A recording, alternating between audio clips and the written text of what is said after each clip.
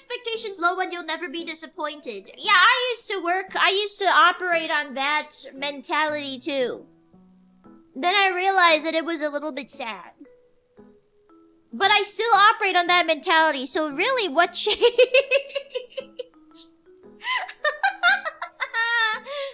What's different? Nothing.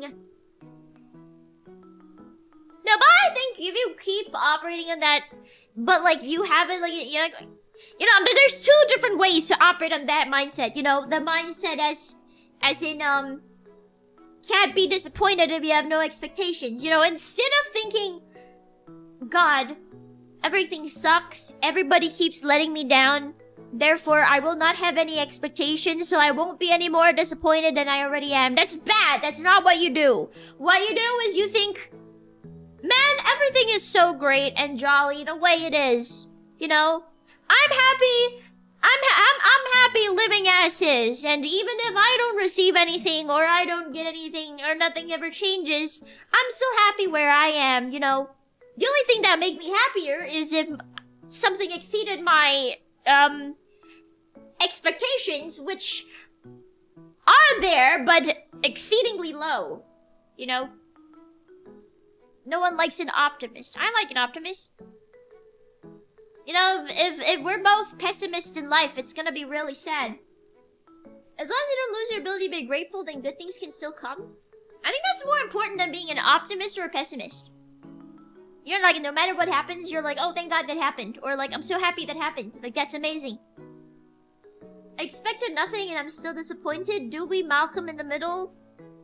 I don't think you can truly escape being disappointed, because even if we tell ourselves that we are not expecting anything, or we have no expectations, or we can't be disappointed, I don't know, I feel like there is still some sort of like bare minimum that to you is bare minimum. Like, you're like, there's no way.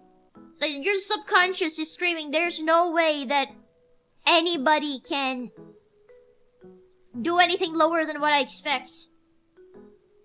If you have no expectations, you can't be disappointed. Yeah, but you never truly have no expectations. I think it's just in your brain to have like the bare minimum expectations. So I think it's probably healthier to accept that you have bare minimum expectations than to say you have none. And you'll always be disappointed. I think it's impossible to expect to never be disappointed, even if your expectations are so-called non-existent. You're essentially prepared for the worst by that regard. I think for me, I just take every day that comes with, I don't know, I just take every day that comes as it is. You know, I don't want to expect anything special from it. What I do is I hope it doesn't become really crappy.